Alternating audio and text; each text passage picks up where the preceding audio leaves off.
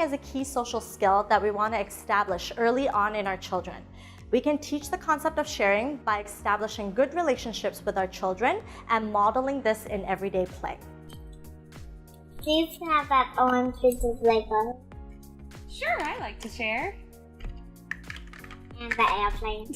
Sure, there you go. Here, Mom is modeling the sharing and explaining what she is doing. Oh, I really want that blue Lego for my car. Here you go. Thanks for sharing. High five. By spending quality time with your child and modeling the sharing concept through play, children are more likely to pick up the ideas of sharing and feel the sense of security that they will get things in return. Here you go. Thank you.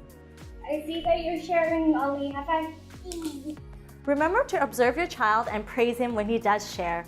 Praising specific actions is a great way to increase behaviors that you want to see more of.